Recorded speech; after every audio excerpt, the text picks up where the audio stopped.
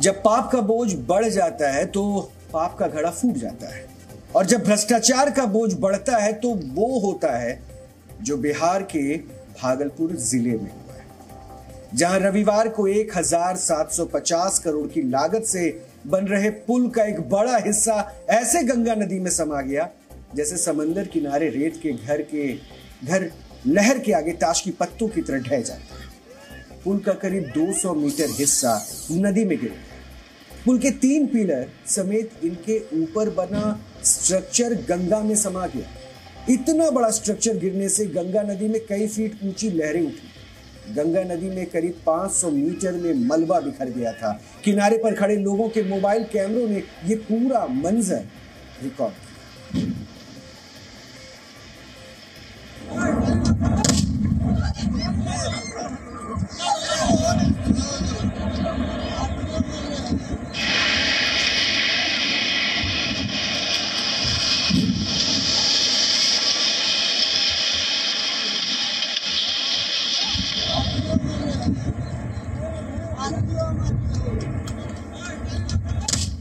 Video में देखा जा सकता है कि कैसे 1700 करोड़ से ज्यादा की लागत से तैयार हो रहे पुल को जमींदोज होते हुए कैमरे पर रिकॉर्ड किया गया है। यानी 1750 करोड़ रुपए की लागत से तैयार ये पुल बस चंद मिनटों में पानी में समा गया, जमींदोज हो गया।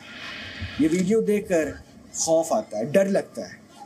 बिहार के भागलपुर जिले में सुल्तानगंज अगवानी गंगा नदी पर ये 4 लेन पुल बन रहा था, और ये पुल खगड़िया और भागलपुर जिले को जोड़ने के लिए तैयार किया जा रहा था। पुल की लंबाई लगभग 3 किलोमीटर 1600 मीटर, और पुल बनने के बाद खगड़िया से भागलपुर आने के लिए 90 किलोमीटर की दूरी सिर्फ 30 किलोमीटर रह जाएगी। इस पुल को इसी वर्ष नवंबर में आम लोगों के लिए खोला जाना था, लेकिन उससे पहले ही इस पुल ने गंगा नदी में जल समाधि ले ली। लेकिन आखिर ये निर्माणाधीन पुल गिर कैसे गया? जवाब हम सब जानते हैं।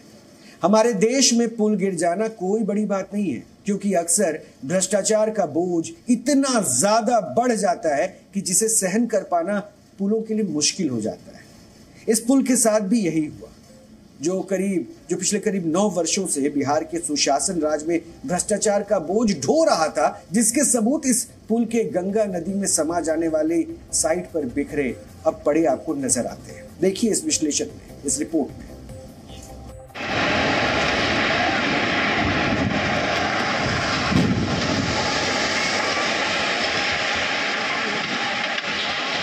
बिहार के भागलपुर में मां गंगा भी भ्रष्टाचारियों के पापों को नहीं धो पाई, और भ्रष्टाचार की नींव पर खड़े किए जा रहे पुल ने गंगा नदी में ही जल समाधि ले ली।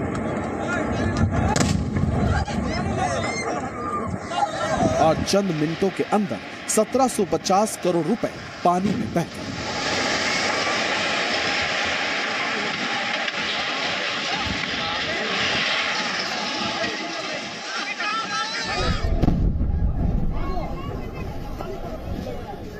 की होले रा बर्बाद होई जाते आदमी बर्बाद होई जाते मरी गए, सब आदमी मरी गए। अगर आपसे कोई पूछे कि भ्रष्टाचार किसे कहते हैं तो उसे आप सुल्तानगंज अगवानी ब्रिज के पास ले आइए, उसको पता चल जाएगा कि बिहार में भ्रष्टाचार कहां और किस चरम पर है। ये देख लीजिए, यही वो 10 नंबर, 11 नंबर और 12 नंबर ये पाया है, जिसके ऊपर स्लैब जो है गंगा के अंदर चला गया। ये वो पुल है जिससे सुल्तानगंज को यानी भागलपुर को खगड़िया से जोड़ा जाना था, लेकिन सबसे बड़ी बात है कि ये पुल बनने से पहले ही गंगा के गर्भ में समाहित हो गया। अब देख लीजिए, ये पाए हैं, ये पाए किस तरह से टूट के गिर गए हैं। इससे अंदाजा हो जाएगा कि बिहार में भ्रष्टाचार किस जगह पर है और लोगों का भरोसा कैसे टूटता है। ये ब्रिज नहीं टूटा है, ये लोगों का भरोसा टूटा है। देख लीजिए, एक एक सीमेंट की जो स्थिति है, जो लोहे की सरिया है इसके अंदर लगी हुई, उसको भी आप देख लीजिए कैसे मुड़ गई है। ये पुल बिहार के मिस्टर सुशासन बाबा का ड्रीम प्रोजेक्ट था। ऐसा ड्रीम प्रोजेक्ट जिसका उद्घाटन नीतीश कुमार ने आज से 9 साल पहले 2014 में किया था। लेकिन नीतीश कुमार का ये ड्रीम प्रोजेक्ट पिछले 9 वर्षों से भ्रष्टाचारियों का ड्रीम डेस्टिनेशन बना हुआ था। इसका पता ग्राउंड जीरो पर जाकर पता चलता है। भागलपुर के सुल्तानगंज अगवानी महासेतु का निर्माण एसपी सिंगला कंपनी कर रही है। ये कंपनी जो यहाँ पर स्लैब बना रही है वो स्लैब आपको दिखाते हैं। आप देख लीजिए, ये सारे स्लैब ब्रिज के ऊपर लगाए जाने हैं और इसकी तैयारी यहाँ हो रही है। ऐसा ही एक स्लैब यहाँ भी रखा हुआ है। ये स्लैब देख लीजिए, ये अभी बना के रखा गया है और इसको अभी ब्रिज के पिलर्स पर चढ़ाए जाने हैं। और उससे पहले ही इस स्लैब की हालत क्या है, जगह जगह से ये स्लैब टूट गया है। ये स्लैब इस तरह से ब्रिज में लगाया जाता है ताकि ब्रिज की मजबूती बने, लेकिन जो मटेरियल्स इसमें इस्तेमाल किए गए हैं और जिस तरह से इस्तेमाल किए गए हैं, आप देख सकते हैं कि यहाँ जो पाया के अंदर, पिलर्स के अंदर एक पाया लगाया गया है स्लैब में। उस स्लैब के जो देख लीजिए ये स्थिति है, यहाँ पर ये खुद पूरा सीमेंट ऐसे ही निकल रहा है और इसको ले जाकर के ऊपर लगाया जाएगा। जिस तरह ये पुल गिरा, भ्रष्टाचार का इससे बड़ा प्रमाण और क्या हो सकता है। पिछले साल भी अप्रैल में इसी पुल का एक हिस्सा गिर गया था। इसके बाद से ही पुल एक तरफ से झुकना शुरू हो गया था, लेकिन भ्रष्टाचार के नशे में चूर सिस्टम और सरकार की आंखें बंद रही और आखिरकार एक बार फिर पुल भ्रष्टाचार के दबाव को बर्दाश्त नहीं कर पाया। यही सुल्तानगंज अगवानी पुल है जिसका सबसे पहले शिलान्यास नीतीश कुमार ने किया था। अब देख लीजिए कि इस गंगा नदी के बीचों बीच इसमें पाए हैं और इस पाए के ऊपर स्लैब ढाला जा रहा है और इसी में हम आपको आगे तक दिखा रहे हैं कि कैसे स्लैब इसमें ढाला जा रहा है। और जो टेक्निक इसमें इस्तेमाल किया जा रहा है वो टेक्निक कहा जा रहा है कि बिल्कुल लेटेस्ट टेक्निक है और इस टेक्निक के सहारे इस ब्रिज का निर्माण हो रहा था। सुल्तानगंज से अगवानी घाट तक ये ब्रिज है और इसका अप्रोच पथ दोनों साइड का अगर आप देख लें तो लगभग ये 25 से 30 किलोमीटर का है और ये बीच में जो ब्रिज है इसकी दूरी लगभग 3.5 किलोमीटर कही जा रही है। और सबसे बड़ी बात है कि 1750 करोड़ रुपए से की लागत से इस ब्रिज का निर्माण हो रहा था। यही वो जगह है जो पाया नंबर 10, 11 और 12 है। ये तीनों पाया और इसके ऊपर के स्लैब गंगा के अंदर समाहित हो गए, गंगा के गर्भ में चले गए। ये 4 लेन ब्रिज उत्तर बिहार और दक्षिण बिहार को जोड़ने वाला था, लेकिन ये जोड़ने से पहले ही टूट गया और जिस तरह टूटा है उसे देखकर लोगों का भरोसा भी टूटा है। अब जनता भी पूछ रही है कि पुल के निर्माण से लेकर गिरने तक के पीछे दोषी कौन है और जवाब भी खुद ही दे रही है। सुनिए।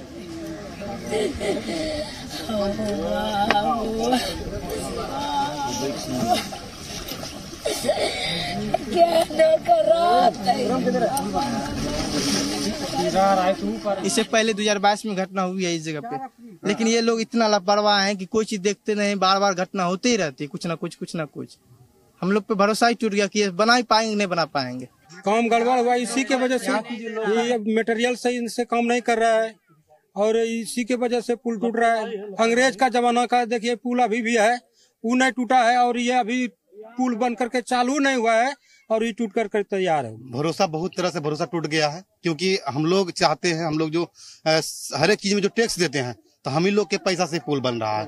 अब पूरे बिहार वासियों को इतना भरोसा टूटा, एक बार पुल टूटता तो कहने की बात अलग था, 2 बार पुल हवा में उड़ गई है। ये कैसा सुशासन है जिसमें भ्रष्टाचार के पिलर्स पर पुल तैयार कर दिए जाते हैं। गनीमत मानिए कि पुल निर्माणाधीन था, अगर ये पुल चालू होता तो आज न जाने अपने साथ कितनी जिंदगियों को लेकर डूब जाता। लेकिन सुशासन बाबू को इस बात की बड़ी तकलीफ है कि पुल के उद्घाटन का एक और मौका उनके हाथ से फिसल गया। भागलपुर में जो हुआ है अभी कुछ समय पहले एक बार और हुआ था, तो उसी समय हमने कहा ऐसा क्यों हुआ है, और जबकि हम इसको बनाने के लिए हमने बहुत पहले तय किया था। हमने 12 में ही देखा, अब 14 से काम शुरू हुआ। अब जिसको भी दिया गया है एजेंसी, अब इतना देर क्यों हो रहा है। और एक गिर गया था तो उस समय भी हमने कहा था, 1 साल पहले की बात है। अब फिर जब 2 हो ये फिर गिरा है, कल ही हमको पता चला है, तो तुरंत हमने विभाग के सब लोगों को कहा कि जाकर के देख लीजिए और तुरंत एक्शन लीजिए। ये कोई तरीका नहीं, अब तक तो हो जाना चाहिए था जी। बहुत हो गया है, देर हुआ है, तो काहे के लिए ऐसा कोई होता है, एजेंट कोई बना रहा है, इतना देर क्यों कर रहा है, उसको बड़ा तकलीफ हुआ, इसलिए हमने कह दिया कि उसको तत्काल देखिए, और ठीक नहीं बना रहा है तभी रेट गिर जा रहा है भाई। इसका मतलब उसको तो और मजबूती से बनना चाहिए था, बन करके और तैयार हो जाता, लोगों को कितनी खुशी थी। हम कितना पहले जा करके एक एक चीज को देख करके कराए हुए, लेकिन जो नहीं हुआ हमको बड़ी तकलीफ है।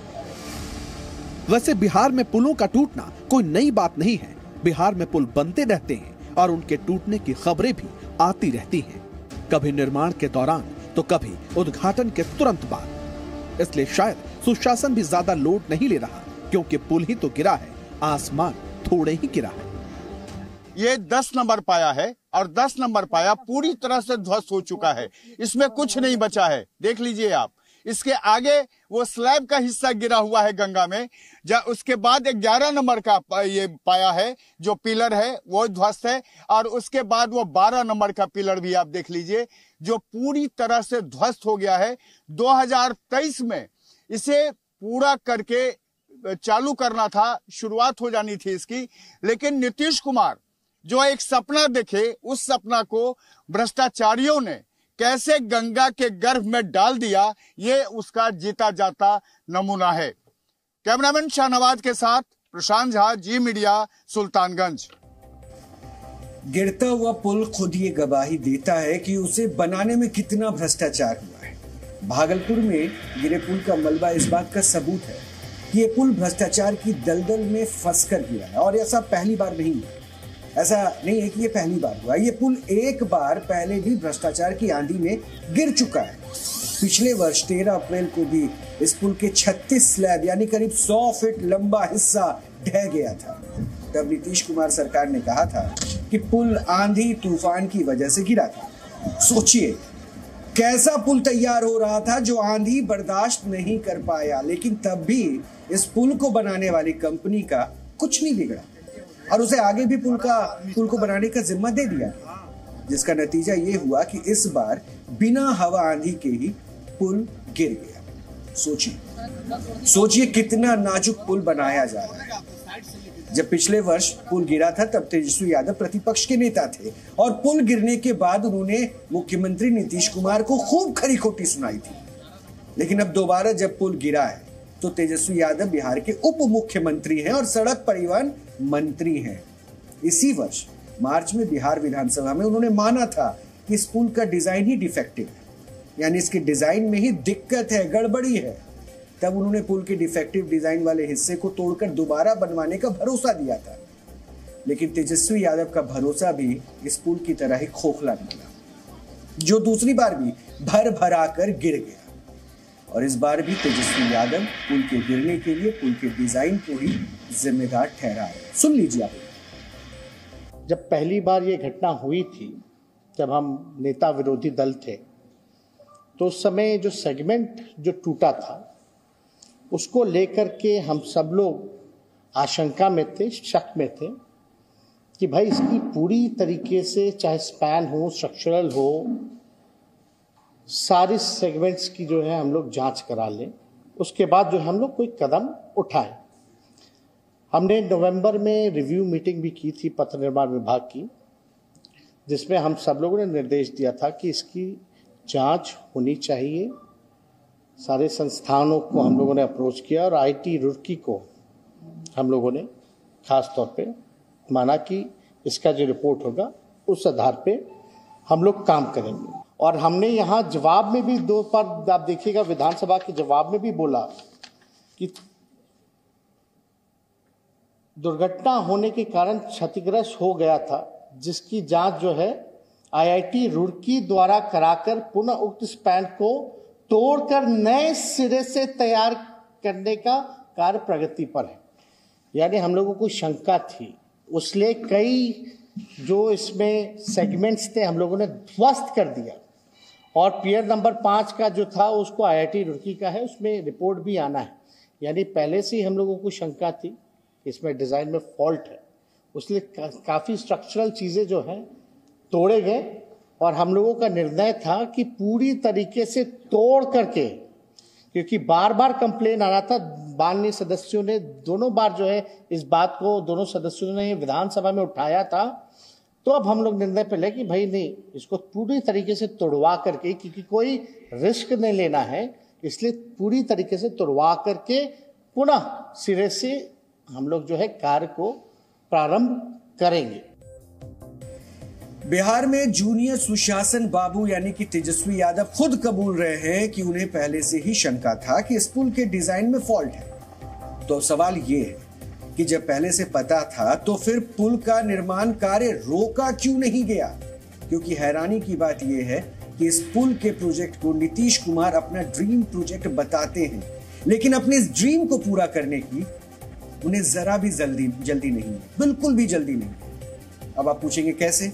नीतीश कुमार ने पुल का शिलान्यास 23 फरवरी 2014 को किया था। 2015 में पुल निर्माण कार्य शुरू हुआ था।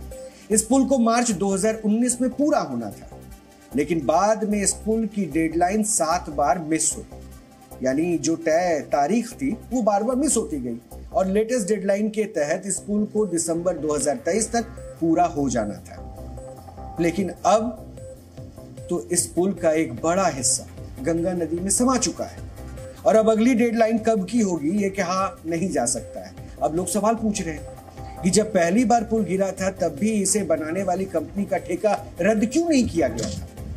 इस सवाल का जवाब ना नीतीश कुमार दे रहे हैं और ना ही पुल में उसके डिजाइन में डिफॉल्ट बार बार करार देने वाले तेजस्वी यादव। ये सीधा षड्यंत्र है, सीधा मिली भगत है। अगर ये कमजोर काम हो रहा था तो क्या कार्रवाई की गई? और खास करके अगर पहले गिरा हुआ था पुल तो दूसरी बार गिरा है तो उस कंपनी के खिलाफ क्या कार्रवाई हुई? तो ये तो आपने जनता के साथ अपराध किया है, उनके जीवन के साथ। जो योगायोग की बात थी कि लोग नहीं थे पुल पर या बाकी नहीं था, ये पूरी तरह भ्रष्टाचार का पुल था। नीतीश कुमार जी खुद ही कह रहे हैं कि गड़बड़ हुई है तो कार्रवाई करेंगे, पहले क्यों नहीं कार्रवाई हुई? और जो पुल इस ठेकेदार ने अन्य पुल भी बनाए हैं उसमें भी बहुत शिकायतें हैं। सबकी जांच होनी चाहिए, सख्त कार्रवाई होनी चाहिए और बिहार सरकार को जवाब देना चाहिए। तेजस्वी जी, आपने तो कभी डिपार्टमेंट की सूद ली नहीं, आप तो केवल राजनीतिक तीर्थाटन में लगे हैं। अब जब पुल गिर रहा है तो आप बोल रहे हैं मंत्री कौन था? अरे मंत्री तो आप थे, 2016 में मंत्री आप थे जब डिजाइन बना था। और अभी जब ये पूरा विषय हुआ, जब दोबारा जांच हुआ, उसके बाद भी मंत्रालय आपके पास पहुंचा। आपने कैसे दोबारा उस काम को अलाउ किया? अगर आप डिजाइन से सेटिस्फाइड थे तभी आपने अलाउ किया होगा। नीतीश कुमार अब बिहार को एक दिन भी मुख्यमंत्री हैं तो वो हानिकारक है। जब नींव में ही भ्रष्टाचार की दीमक लगी हो तो अक्सर बड़े बड़े पुल उद्घाटन से पहले ही मरणासन पर हो जाते हैं और बिहार में तो पुलों का गिरना एक आम सी बात हो चुकी है, बिल्कुल आम सी बात। आंकड़े बता रहे हैं हम आपको उसके लिए। दिसंबर 2022 में बेगूसराय जिले में बूढ़ी गंडक नदी पर बनाया पुल टूटकर नदी में गिर गया। इससे पहले जून 2022 में सहरसा जिले में ढलाई के एक दिन बाद ही पुल ध्वस्त हो गया। 3 मजदूर भी इसमें घायल हो गए। अगस्त महीने में कटिहार जिले में एक पुल उसी समय भरभरा कर ढह गया जब कंक्रीट से उसकी ढलाई का काम चल रहा था। नवंबर में नालंदा जिले में एक निर्माणाधीन पुल का हिस्सा गिरने से एक मजदूर की मौत हो गई और कई मजदूर घायल हो गए। अब बिहार के ये आंकड़े आपको बताते हैं कि पुल बनाने में बिहार में कितने अच्छे कंस्ट्रक्शन या फिर कितने अच्छे मटेरियल्स का इस्तेमाल किया जा रहा है। अब ये तो नहीं हो सकता ना कि बिहार में जितने भी पुल गिरने की घटनाएं हुई हैं उसके लिए पुलों का डिजाइन ही जिम्मेदार है। दरअसल इसके पीछे सबसे बड़ी वजह है भ्रष्टाचार। केंद्रीय सड़क परिवहन मंत्री नितिन गडकरी ने भागलपुर में पुल का हिस्सा ढहने के बाद इसके निर्माण में घटिया सामग्री के इस्तेमाल का अंदेशा जताया। इसके अलावा दिसंबर में बूढ़ी गंडक नदी पर बना 9 वर्ष पुराना पुल टूटकर गिरने की घटना की जांच में दावा किया गया है कि खराब गुणवत्ता की सामग्री की वजह से पुल अपने ही वजन यानी कि सेल्फ लोड को सहन नहीं कर पाया और टूटकर नदी में गिर गया। इस पुल का निर्माण करने वाली कंपनी के साथ साथ 10 इंजीनियरों को भी दोषी ठहराया गया था। जाहिर सी बात है, यहां सेल्फ लोड से ज्यादा भार भ्रष्टाचार के लोड का है। क्योंकि पुल अपना लोड तभी नहीं उठा पाते जब उन्हें बनाने में भ्रष्टाचारियों की जेब ज्यादा लोड हुई हो। और विडंबना देखिए कि एक तरफ अंग्रेजों के जमाने के पुल आज भी मजबूती के साथ खड़े हुए हैं, लेकिन अत्याधुनिक तकनीक से बनाए जा रहे पुल कभी निर्माण के दौरान तो कभी उद्घाटन के फौरन बाद ही गिर जाते हैं। विशेषज्ञ भी इस पर अपनी राय रखते हैं और विशेषज्ञों के मुताबिक खराब डिजाइन, घटिया निर्माण सामग्री, टेंडर प्रक्रिया में खामियां, ये सब इसके मेन कारण। लेकिन इन सब की वजह एक और है, वो है संगठित भ्रष्टाचार, जिसे किसी हादसे की बात छिपाने के लिए कभी खराब डिजाइन को जिम्मेदार ठहरा दिया जाता है तो कभी घटिया निर्माण सामग्री। सबको पता है कि हमारे देश में सरकारी ठेके प्राप्त करने से लेकर पूरी निर्माण प्रक्रिया में कितनी रिश्वतखोरी चलती है, और उसके बाद आरोप और प्रत्यारोप तो चलता ही रहता है।